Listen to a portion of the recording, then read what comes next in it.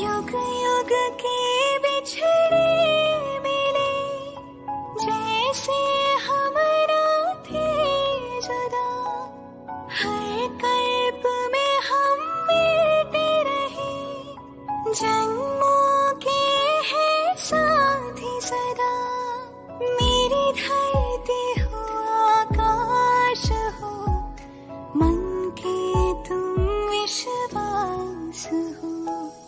आँखों के सामने हो ना हो, मेरे दिल के बाबा पास हो। मेरे संग संग रहते सदा, देते ये एहसास हो। आँखों के सामने हो ना हो।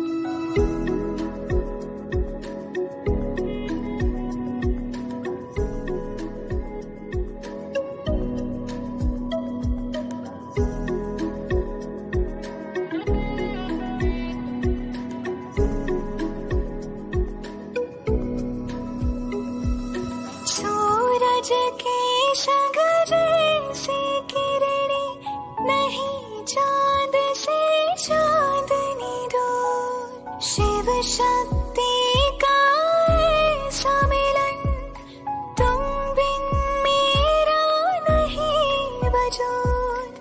मधुबन क्यों ना बने मन मेरा, भगवान का जिसमें वास हो। आँखों के सामने हो ना हो, मेरे दिल के बाबा पास हो। मेरे संग संग रहते सदा, देते ये एहसास हो। आँखों के सामने हो ना हो।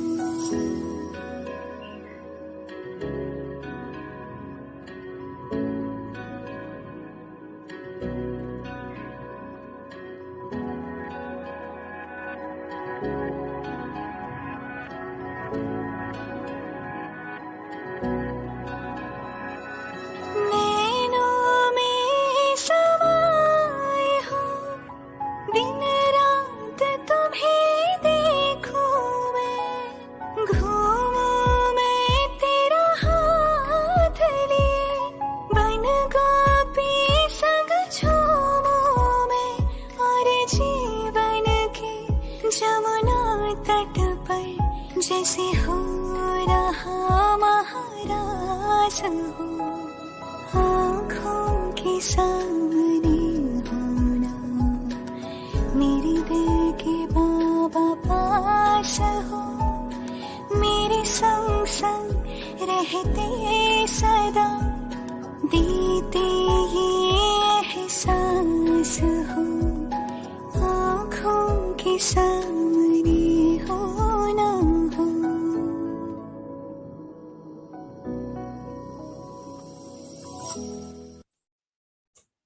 ओम शांति। 15 मार्च 2022 की बाबा की साकार मुरली। आज बाबा विशेष बच्चों को पढ़ाई, जो पढ़ाई हमारी भविष्य श्रेष्ठ कमाई का आधार है, तो पढ़ाई पढ़नी भी है और पढ़ानी भी है। दूसरा बाबा ने कहा कि बाबा की याद में रह करके हर कर्म करना है, हर प्रकार की सेवा करनी है। और ये बाबा ने महायज्ञ रचा है, तो उस महायज्ञ में भी सेवा करनी है और सेवा करके अपनी कमाई जमा करनी है। क्योंकि जितना यज्ञ की सेवा करेंगे प्यार से, उतना जमा का खाता बढ़ता जाता है। दूसरा बाबा ने कहा कि अभी ही संगम पर बाबा हमें सत बाप, सत टीचर और सत गुरु के रूप में मिला है। तो और कोई युग में सत बाप, सत टीचर, सत गुरु नहीं मिलते। बहुत भटके उस भटकने से अभी छूट करके सच्चे बाप को याद करना है। बाबा आज पूछ रहे हैं कि नई दुनिया में राज्य करने के लायक कौन बनते हैं। नई दुनिया में राज्य करने के लायक कौन बनते हैं। उत्तर है, जो अभी सर्वशक्तिमान बाप से सर्व शक्तियां प्राप्त करते हैं। तुम बच्चे रूहानी वॉरियर्स हो। आज टाइटल कौन सा दिया? रूहानी वॉरियर्स, मास्टर सर्वशक्तिवान। बाप की मत पर अपनी राजधानी स्थापन कर रहे हो। बाप तुम्हें श्रीमत देते हैं कि योग बल से तुम विजय प्राप्त करो। दूसरा प्रश्न, किन बच्चों के हर कदम में कमाई जमा होती है? किन बच्चों के हर कदम में कमाई जमा होती है? उत्तर, जो हर कर्म श्रीमत पर करते हैं उनके हर कदम में कमाई ही कमाई है। याद में रहना भी कमाई, सर्विस करना भी कमाई, यज्ञ सेवा करना भी कमाई। क्यों? क्योंकि हर कदम श्रीमत पर चलते हैं। तो श्रीमत पर चलने वाली आत्मा हर कदम पर अपनी कमाई ही कमाई जमा करेगी। मीठे बच्चे, तुम्हें ऐसा बाप मिला है जो बाप, टीचर, सतगुरु तीनों ही एक है। इसलिए अब भटकना छोड़ सच्ची सच्ची कमाई में लग जाओ। गीत है ओम नमो शिवाय। ओम शांति। अभी तुम बच्चों को ये मालूम हुआ है कि एक होता है लौकिक बाप, दूसरा होता है पारलौकिक बाप। जब कोई भी दुख होता है तो पारलौकिक माता पिता को याद किया जाता है। कोई सिर्फ परमात्मा को याद करते हैं।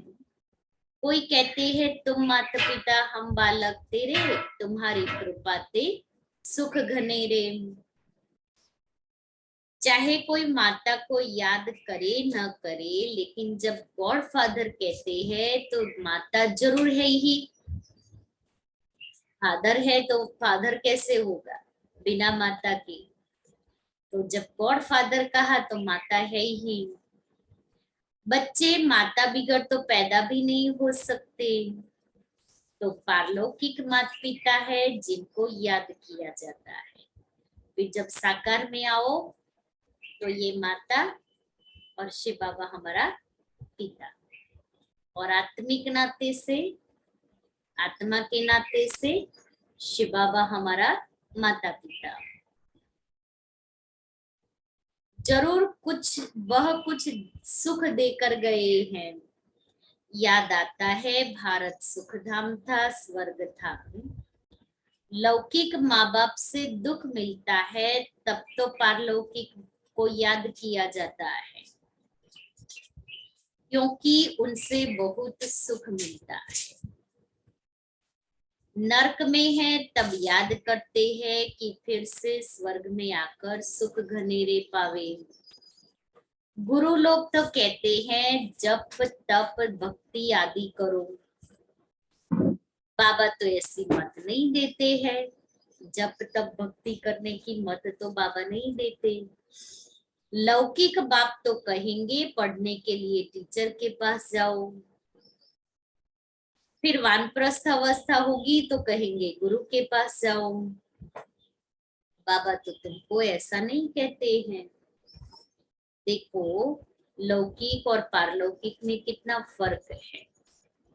वह कितना भटकाते, यह तो कहते हैं मैं तुम्हारा बाप भी हूँ, टीचर भी हूँ, गुरु भी हूँ।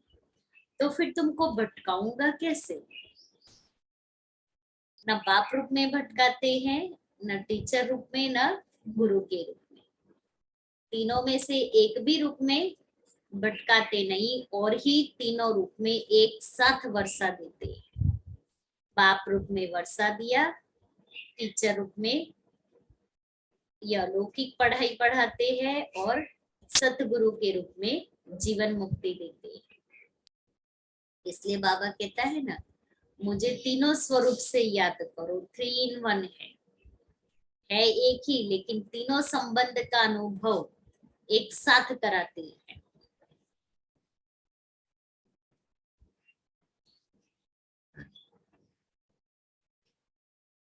यह तो तीनों ही खुद है, इसलिए इनको सब याद करते हैं।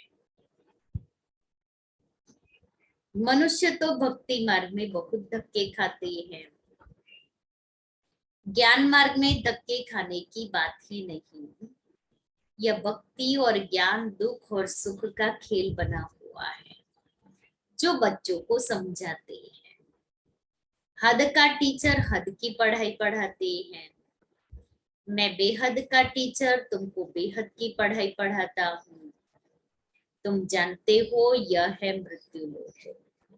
वो जो पढ़ाई पढ़ाते हैं पुरानी दुनिया के लिए, और हम जो कुछ पढ़ते हैं नई दुनिया के लिए।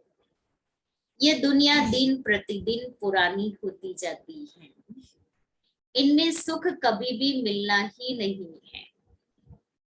सुख और दुख ये खेल कैसे बना हुआ है, यह बाप ही समझाते हैं। बाप आत्माओं से बात करते हैं कि बच्चे तुम ही सुख में थे, फिर जब रावण की प्रवेशता होती है तब धीरे धीरे दुख शुरू होता है, फिर कल्प के संगम पर आकर तुमको सुख में ले जाता हूं। अभी तुम्हारी बुद्धि का ताला खुला हुआ है, बाबा ने आकर के खोल दिया। जो तुम जानते हो वह सब बातें यथार्थ है, या बाप के सिवाय कोई सुना नहीं सकते। बाबा ही आकर तुम बच्चों को सुख देता है, बाकी सब मनुष्य मात्र सुख देने का काम तो शिव बाबा का ही है। इसलिए बाबा ही आकर के सुख देते हैं, अर्थात सुख का वर्षा देते, सुख की दुनिया में ले जाते हैं। अभी तुम जानते हो आत्मा विनाशी है, ये शरीर तो बदलना पड़ता है। परमात्मा भी परमात्मा है, उनका नाम शिव है, जो सभी मनुष्य मात्र है उनका रचयिता है। यहाँ सब है हद के क्रिएटर, बाबा है बेहद का क्रिएटर। सतयुग से लेकर कलयुग तक तुमको जो बाप मिले हैं वह सब है, सतयुग से लेकर के कलयुग तक जो बाप मिले हैं वह है हद के। सतयुग में तुम्हारी प्रारब्ध है, वहां तुमको एक बाप और एक बच्चा मिलता है सतयुग। कलयुग में एक बाप को 8-10 बच्चे होंगे। प्रजापिता ब्रह्मा को देखो कितने ढेर बच्चे हैं, क्योंकि संगम पर शिव बाबा ब्रह्मा के द्वारा एडॉप्ट करते हैं, इसलिए मुख वंशावली रचना ढेर बच्चे हैं। निर्मल शर्ता कोर्ट में जब शुरू में बाबा ने इस यज्ञ की स्थापना की तो बहुत सारे झूठे केस डालते थे बाबा के ऊपर। तो ऐसे ही केस था, निर्मल शर्ता दादी कोर्ट में गई तो उनको जज ने पूछा कि तुम कितने भाई बहन हो, तो कहा जज साहब मैं कैसे गिनती करूं, रोज मेरे भाई बहन बढ़ते जाते हैं। अब अभी जो गिनती कर रही हूं ना वो कल झूठी साबित हो जाएगी, क्योंकि कल उनके बच्चे बढ़ जाएंगे, कोई कुछ कम हो जाएंगे, कोई कुछ बढ़ जाएंगे। इसलिए मैं अभी गिनती करके नहीं कह सकती हूँ कि इतने भाई बहन। तो जज भी सोच में पड़ गए। तो बाबा के तो कितने ढेर बच्चे हैं, जो रोज नए नए बच्चे पैदा होते रहते हैं। आज विशेष निर्मल शांता दादी का पुण्य स्मृति दिन है, 15 मार्च। तो बाबा कहता है फिर ये बेहद के बाप के तो कितने ढेरों बच्चे हैं, परंतु वह है मुख वंशावली जो बीके बनते हैं, फिर सतयुग में जाकर देवता बनेंगे।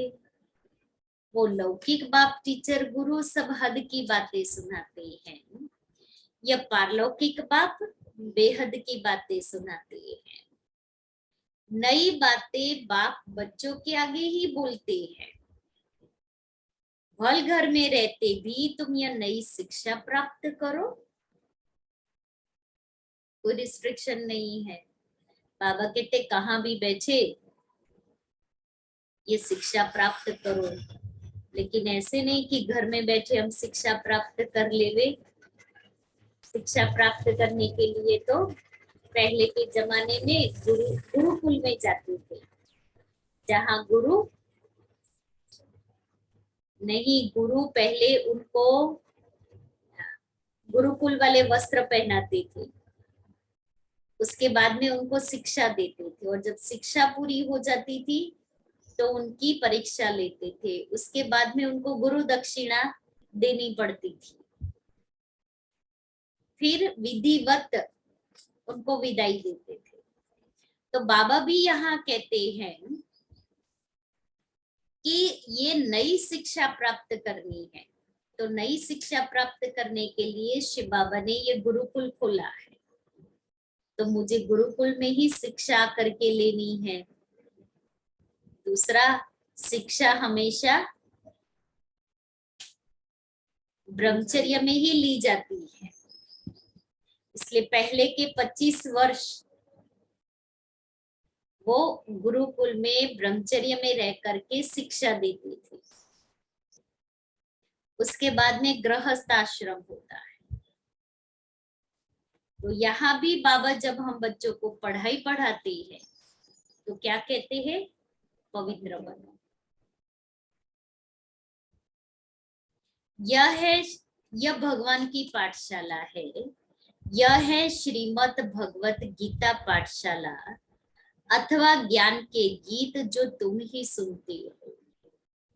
ज्ञान सागर बाप ही आकर ज्ञान ज्ञानेश्वरी बनाते हैं।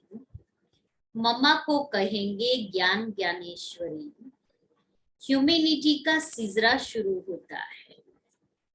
पहले है प्रजापिता ब्रह्मा, फिर है जगदम्बा। पहले पहले ब्राह्मण रचते हैं, फिर है देवता, क्षत्रिय, वैश्य, शूद्र। जगदम्बा का भी बड़ा मर्तबा है, परंतु उनको कोई जानते ही नहीं। ढेरों के ढेर देवियों के चित्र बना दिए हैं। वास्तव में 8-10 भुजा वाले कोई मनुष्य होते ही नहीं। विष्णु को 4 भुजाएं दिखाते हैं, परंतु 4 टांगे तो नहीं दिखाते। लॉजिक तो चलाओ कि 4 भुजा दिखाते हैं तो 4 पांव भी दिखाने चाहिए। यह सब है गुड़ियों का खेल। कलकत्ते में बहुत देवियां बनाती हैं, बहुत खर्चा करती हैं, खिला पिला कर फिर जाकर डुबोते हैं। ये सब है भक्ति मार्ग। गणेश की आता है वो गणपति का, हाँ गणेश चतुर्थी आती है तभी भी ऐसे करते हैं। पहले स्थापना करेंगे, फिर पालना करेंगे, फिर डुबो देंगे पूजा करके। तुम जानते हो हम सो देवी देवता थे, फिर असुर बने, फिर बाप आकर देवी देवता बनाते हैं। अभी यह भ्रष्टाचारी दुनिया है। गवर्नमेंट भी कहती है, परंतु सीधा पूछो तुम पतित हो तो मानेंगे नहीं। अरे तुम पतित पावन को बुलाते हो, सब बुलाते हैं यथा राजा रानी तथा प्रजा। सन्यासी पवित्र बनते हैं, यह भी ड्रामा में नूद है। भारत जैसा पवित्र खंड और कोई होता ही नहीं, इसलिए उनको कहा जाता है सचखंड। फिर वही झूठ खंड बनता है। भारत को पावन बनाने बाप भारत में ही आते हैं। भारत में ही शिव का अवतरण होता है।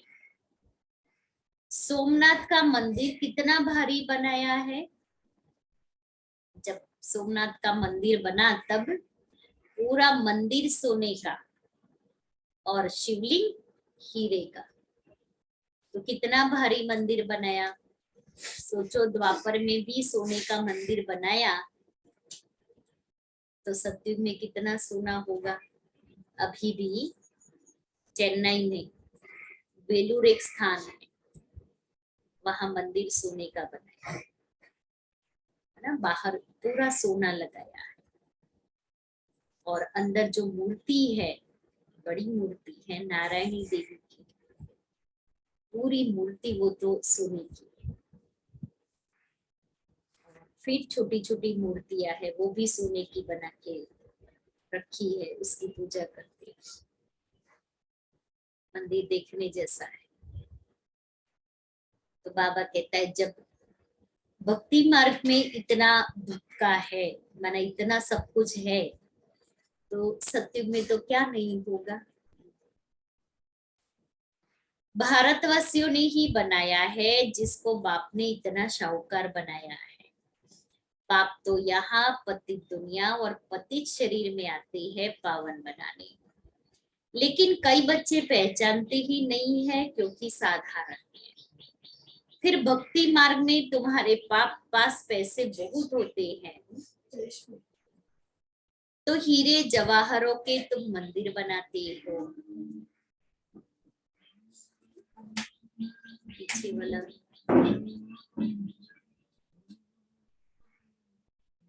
पीछे वाला पंखा 1 पॉइंट कम कर दो।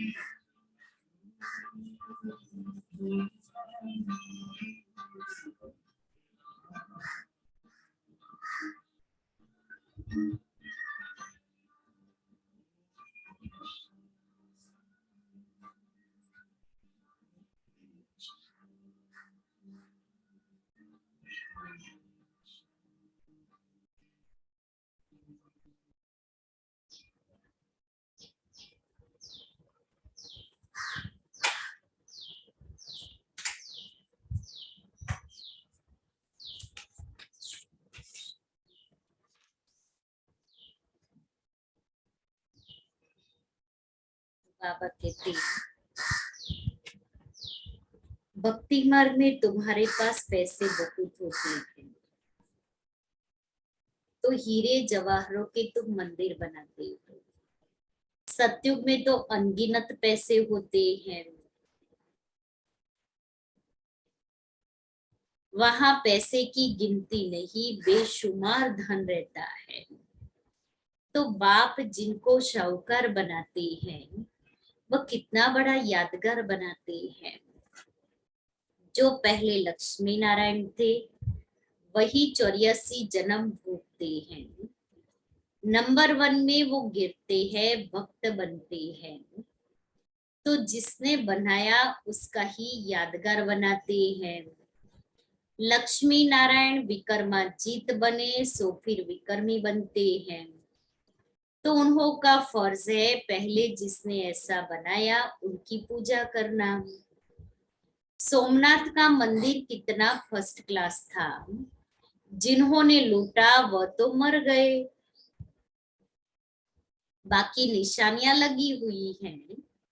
अब तुम जानते हो हम सो पूज्य बन रहे हैं, फिर पुजारी बनेंगे, फिर मंदिर बनाना शुरू करेंगे। सिर्फ एक मंदिर तो नहीं होगा, राजा ही अपने घर में भी मंदिर बनाते हैं, जैसे घर में गुरुद्वारा बनाते हैं। बाहर का अंदर मंदिर अलग, महल में बाहर और महल के अंदर मंदिर अलग राजाओं के पास।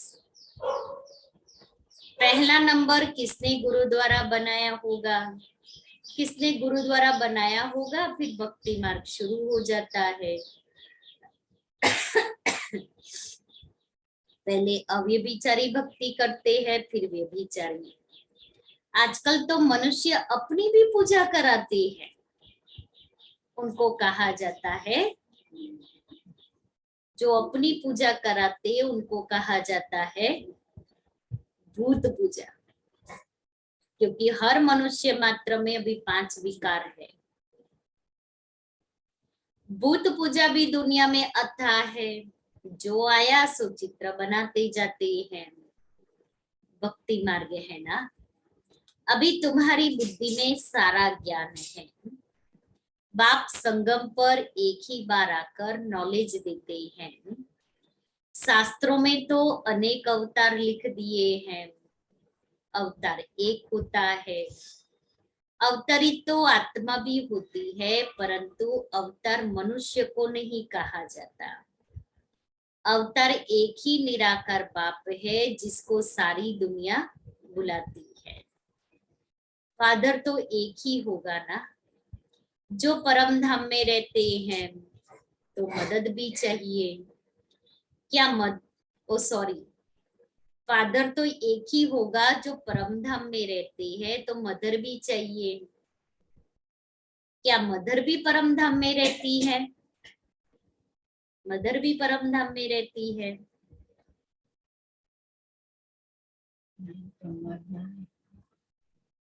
अगर बाप को माँ कहेगी तो परम धाम में है, अगर माँ पापा को माँ कहेगी तो नहीं। तो बाबा कहता नहीं, मदर फादर का प्रश्न यहाँ होता है, ऊपर में नहीं। फादर को यहाँ क्रिएट करना है, इसलिए बेहद के बाबा को याद करते हैं। तो क्रिएट करना है, वो क्रिएटर है, इसलिए इसके मुख का आधार लेते हैं। तो बाबा कहता है मदर फादर का प्रश्न यहाँ है, इसलिए शिव बाबा जब इस पति दुनिया में इनके तन में आते हैं, इनके द्वारा एडॉप्ट करते हैं, इसलिए ब्रह्मा हमारी माँ हो जाती है और शिव बाबा हमारा पिता हो जाता है। बाबा आकर स्वर्ग की रचना करो, उसको कहा जाता है हेवनली गॉडफादर। अभी तो कितना दुख, लड़ाई, मारा मारी है, इसलिए बुलाते हैं हे गॉडफादर रहम करो, हे पतित पावन आओ, हम सब दुखी पतित हैं। हे बाबा फिर आकर स्वर्ग श्रेष्ठाचारी बनाओ। तुम सब भ्रष्टाचारी थे, अब श्रेष्ठाचारी बन रहे हैं। भ्रष्टाचारी को श्रेष्ठाचारी बनाना एक बाप का ही काम है। जो वर्ल्ड गॉडफादर है वह जानते हैं सब बच्चे इस समय निधन के बन गए हैं। उन्हों को धन का श्रेष्ठाचारी बनाना है। 10-20 मनुष्यों को तो श्रेष्ठाचारी नहीं बनाएंगे। भारत श्रेष्ठाचारी था तो डीटी सॉवरेंटी थी, डीटी गवर्नमेंट थी। अब रावण राज्य है तो 5 विकारों की प्रवेशता है। भगवानोवाच, एक निराकार को ही भगवान कहा जाता है। एक गीता को खंडन करने से सब शास्त्र खंडन हो गए हैं। बाप कहते हैं मैंने तुमको जब राजयोग सिखाया था तो भारत स्वर्ग बन गया था। गीता मैंने सुनाई थी। कृष्ण को सारी दुनिया का भगवान कह न सके। हम आत्माओं का बाप तो निराकार भगवान है। बाकी ये कैसे कहा गीता का भगवान श्री कृष्ण है? कहते हैं व्यास ने लिखा है, परंतु बाप कहते हैं नए विश्व का रचयिता, ज्ञान का सागर, पतित पावन मैं हूँ। मुझे ही सभी आत्माएं पुकारती है, हे परम, हे पतित पावन परमात्मा, आओ आकर मुझे पावन बनाओ। निराकार बाप ही ब्रह्मा द्वारा पावन दुनिया की स्थापना, पतित दुनिया का विनाश कराते हैं। फिर जो पवित्र बनते वही राज्य भाग्य करते हैं। तुम हो शिव शक्ति सेना, जगत अम्बा निमित्त बनी हुई हो।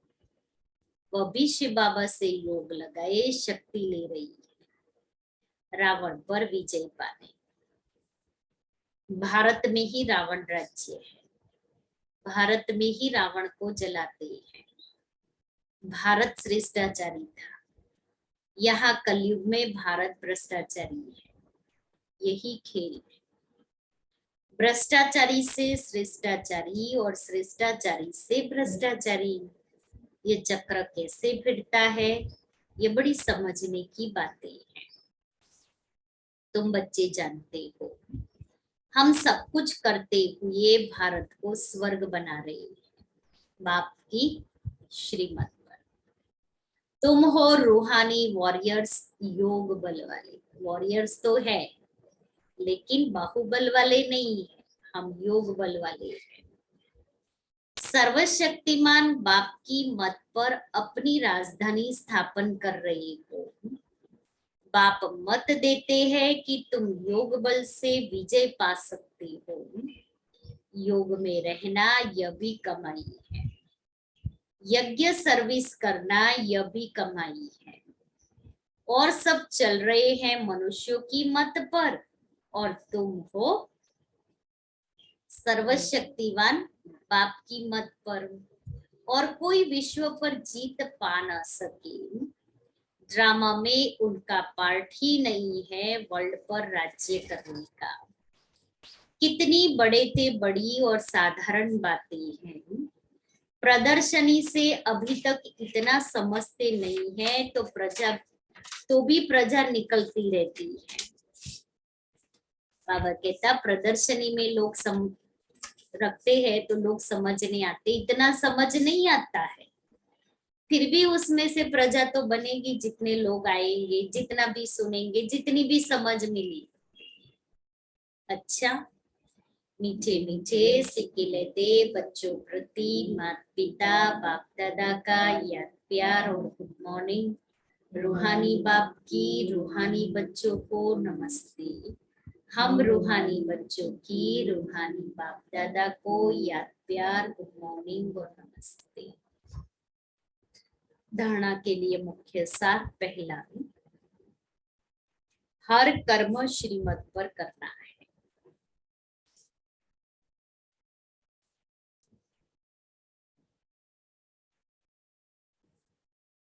याद में रहकर यज्ञ सेवा कर अपनी कमाई जमा करनी है।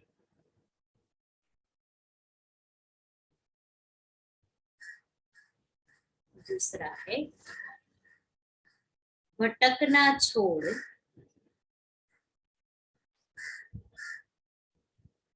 नई दुनिया के लिए पढ़ाई पढ़नी है।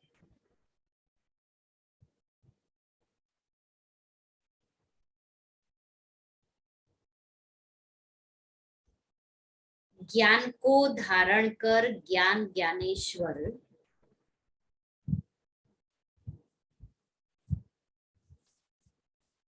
ज्ञान ज्ञानेश्वरी बनना है।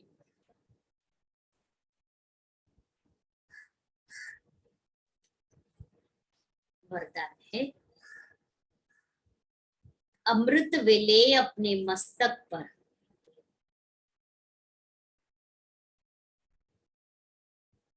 विजय का तिलक लगाने वाले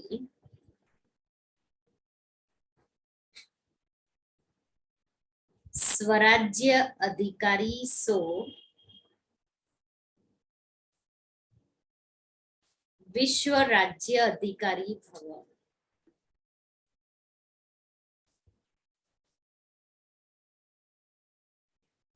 रोज अमृत वेले अपने मस्तक पर विजय का तिलक अर्थात स्मृति का तिलक लगाओ।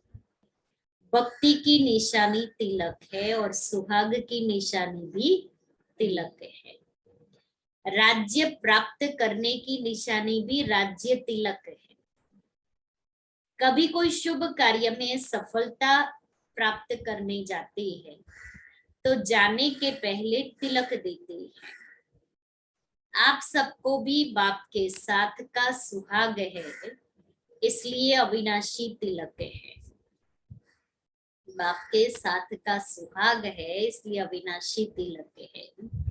अभी स्वराज्य के तिलकधारी बनो तो भविष्य में विश्व के राज्य का तिलक मिल जाएगा। श्लोगन है ज्ञान गुण और शक्तियों का दान करना ही ज्ञान गुण शक्तियों का दान करना ही महादान है।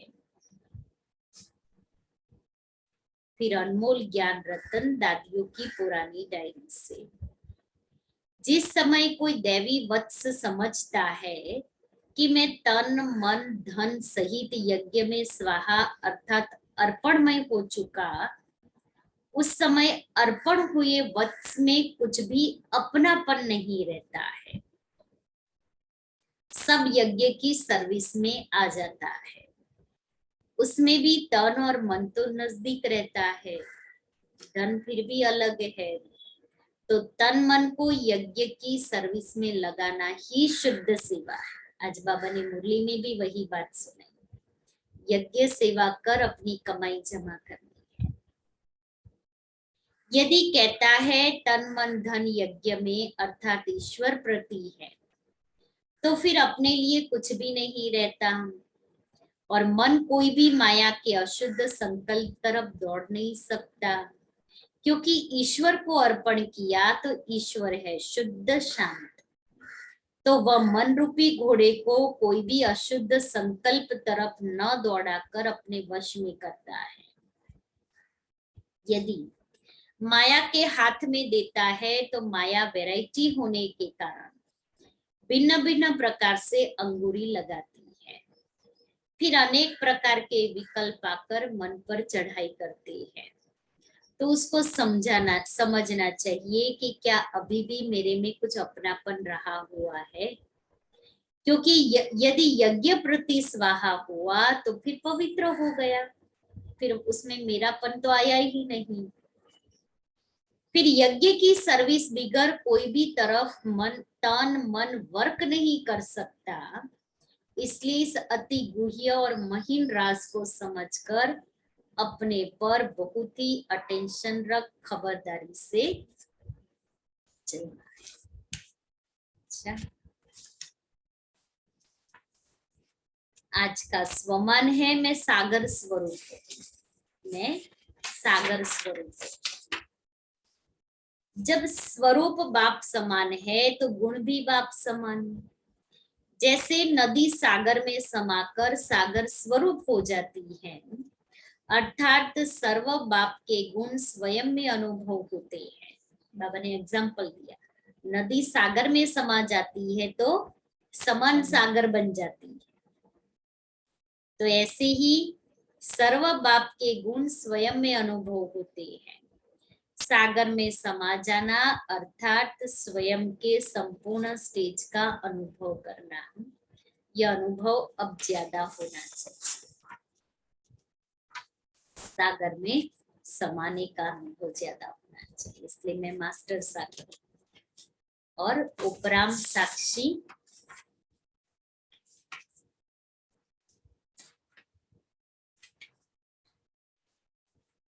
योग युक्त युक्ति युक्त सेवाधारी सदा सेवा करते भी उपराम रहते हैं। ऐसे नहीं कि सेवा ज्यादा है इसलिए अशरीरी नहीं बन सकते।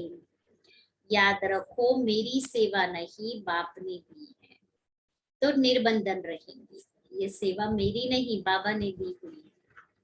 ट्रस्टी हूँ, बंधन मुक्त हूँ, ऐसी प्रैक्टिस करो। अति के समय अंत की स्टेज कर्मातीत अवस्था का अभ्यास करो, तब कहेंगे तेरे को मेरे में नहीं लाया है, तेरे को मेरे में नहीं लाया, तेरा तेरा ही कहा, मेरा नहीं कहा। तो क्या सुना आज मुरली में? मुरली रिवाइज करें।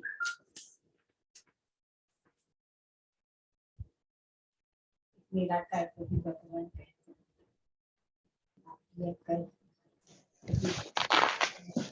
मन का स्थापना करते हुए प्रतीक नहीं करनी। माता पिता का प्रश्न तो यहाँ होता है, तो जब एडॉप्ट करती है तब वो बेहद का बाबा हो जाता है। विष्णु विष्णु को चार भुजा दिखाते हैं, पाँव नहीं दिखाते। पाँव नहीं दिखाते। बोलो। और मदर फादर, इधर मदर फादर का प्रश्न ही नहीं होता, नहीं इधर ही होता है। तो गॉड फादर हो तो साथ में मदर भी चाहिए ना। निराकारी दुनिया है, परमधाम निराकारी दुनिया है, तो माता पिता का प्रश्न नहीं। और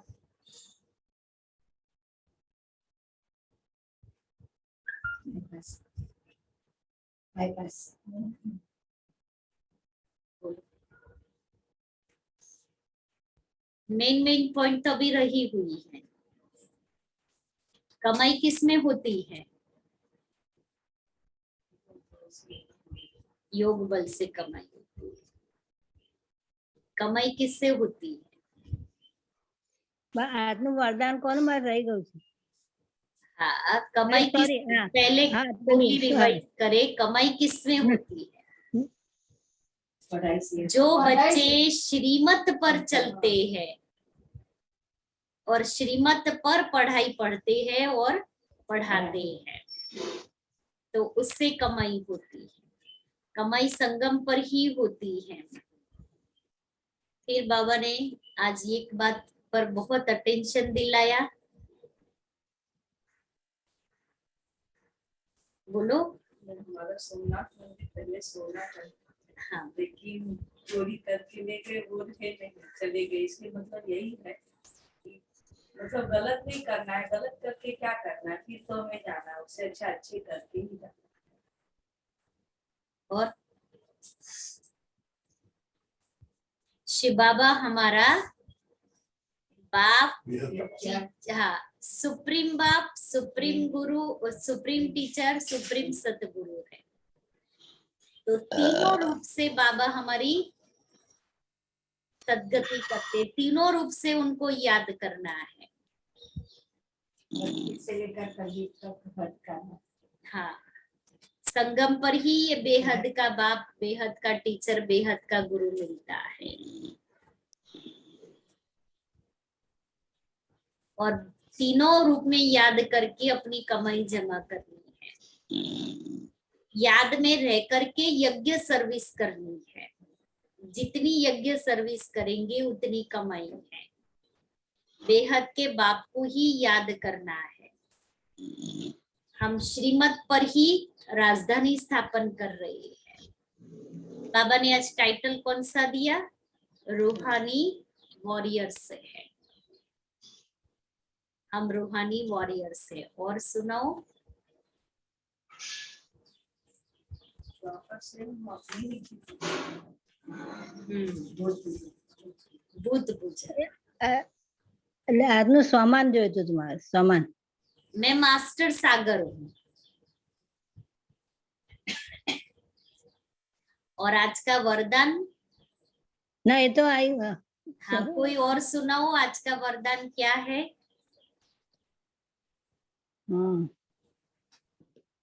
अमृत वेले मस्तक पर विजय का तिलक लगाने. तिलक लगाने वाले स्वराज्य अधिकारी.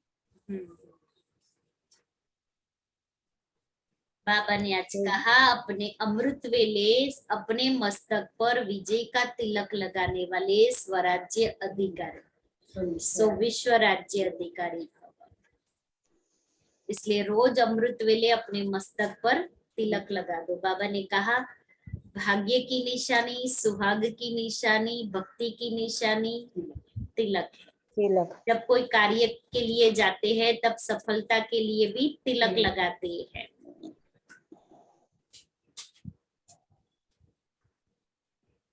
और गुरुवार को होली है, शुक्रवार को धुलेटी है।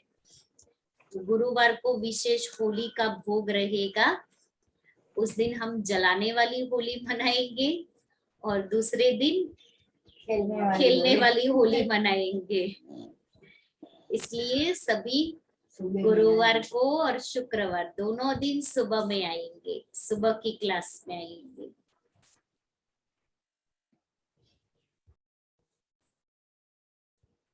निर्मल शांता को कई लोग पर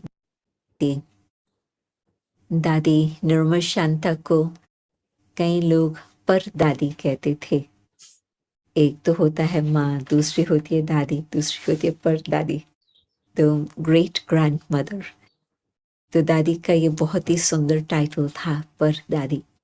तो उसमें भी मुझे एक विशेष बात याद आती कि दादी की कितनी रॉयल्टी थी। दादी की उम्र भी बड़ी थी और तबीयत भी कुछ बहुत समय से ठीक नहीं था, परंतु हम जब अहमदाबाद में दादी जानकी के साथ मिलने गए तो उस समय जनक राजा कह करके दादी जानकी के साथ बात की और इतना प्यार से, इतना रॉयल्टी से, इतना डिग्निटी से एक दो को वो दृष्टि देते रहे। तो मैंने सोचा कि बिल्कुल ये आत्मा तो अपने तन से पूरी रीति से डिटैच है, क्योंकि तन का तो हिसाब किताब चल ही रहा था बहुत समय से, परंतु उसका कुछ असर नहीं हो रहा था आत्मा के ऊपर। आत्मा तो ऐसे बिल्कुल जैसे अपने स्वमान में शक्तिशाली स्थिति में बहुत ही सुंदर चेहरे से दादी मुलाकात कर रहे थे। और जैसे रॉयल्टी में जेनरोसिटी भी होती है, बड़ी दिल, फ्राक दिल, तो वो भी हम दादी को सदा देखते थे कि बहुत बड़ी दिल से दादी किस प्रकार से हर आत्मा की खातिरी करती थी, सेवा करती थी। उसमें मुझे खास एक सीन याद आती कि जब दादी जी लंदन में आए तो उनसे पूछा गया कि आप अपने बचपन की कुछ कहानियाँ सुनाओ। तो एक कहानी उन्होंने ऐसे सुनाई जो हम लोगों को बहुत इंटरेस्टिंग लगी। कहा कि मैं जब छोटी थी तो बाबा तो बहुत प्रसिद्ध थे सारे शहर में, तो क्या परंतु कई स्थानों पर, बॉम्बे, कलकत्ता, हैदराबाद, कराची, सब तरफ बाबा का नाम था। तो बाबा की जो क्रिएटिविटी थी वो बहुत विशेष थी और बाबा जो नई चीज़ बनाते थे कुछ क्रिएटिव ढंग से, वो मुझे देते थे पहनने के लिए। तो जब संगठन होता था और वो चीज़ में पहन की जाती थी, चाहे वो बालों में कोई क्लिप हो, चाहे वो यहाँ पर लगाने का कुछ हो, कुछ भी हो, परंतु मैं पहन के जाती थी तो बाबा जानते थे कि सबको इसका बहुत आकर्षण होगा और वो आकर के मेरे ग्राहक बनेंगे। तो दादी हंस हंस के हम लोगों को ये कहानी सुनाया परंतु आप सोचो कि जबकि 90 उम्र में भी दादी का चेहरा इतना सुंदर, बिल्कुल बाप समान। बाबा कई बार उनको यही कहते थे कि आप कुछ भी ना बोलो, आपका चेहरा बाबा की याद दिलाता, क्योंकि बिल्कुल डिटो कॉपी ब्रह्मा बाबा का। तो जब छोटी थी तो बहुत ही उस हिसाब से सुंदर थी, तो ऑफ कोर्स बाबा की जो ज्वेलरी थी उसकी बहुत अच्छी एडवर्टाइजिंग हो जाती थी। परंतु ये जो दादी को वरदान मिला हुआ था, बाप समान चेहरा, बाबा की याद दिलाता, वो आज भी मैं उस चेहरे को याद करती हूँ तो ब्रह्मा बाबा का याद आता।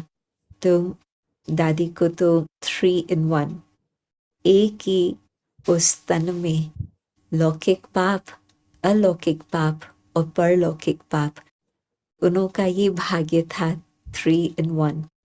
तो जब हम दादी को याद करते तो ऑटोमेटिकली ही ब्रह्मा बाबा की भी याद बहुत सुंदर ढंग से आ जाती। और बाकी ये भी मैंने देखा कि दादी बिल्कुल बेफिक्र बादशाह, कभी भी कोई बात का फिक्र नहीं। तो जो बाबा हमें शिक्षा देते हैं मुरलियों के अंदर, उसका प्रैक्टिकल धारणा, उसका प्रैक्टिकल स्वरूप दादी में देखा कि किस तरह से दादी सबके साथ बिल्कुल बादशाह भी है, परंतु बिल्कुल बेफिक्र भी है। बाप बैठा है, वो सब कुछ करेगा। और दादी सदा हमें निमंत्रण देती रही कलकत्ता में आने के लिए, और उसमें भी खास कहती थी पूजा के दिन में आप ज़रूर आओ। तो उन दिनों में हम भारत में अक्टूबर मास में आते ही नहीं थे, फरवरी मास में ही आना होता था, और पूजा होती थी दिवाली के दिनों में, नवरात्रि दिवाली, तो वो हो जाती थी अक्टूबर। तो हम नहीं पहुंच पाए दादी के निमंत्रण पर, परंतु अन्य और कार्य मुझे याद आते हैं। जब मेला लगा था कलकत्ता में, तो उस समय 3 दादियां इकट्ठी हुई, बड़ी दादी, 4 दादियां इनफैक्ट, बड़ी दादी, दादी जानकी, दादी गुलजार और दादी नर्मदा शांता तो होस्ट थी। मैं समझती कई कम ही स्थान होंगे जहाँ पर 4 दादियों का इस तरह से समागम होता था, परंतु दादी नर्मदा शांता के निमंत्रण पर सभी पहुंच गए। तो ये थी हमारी रॉयल दादी। ओम शांति।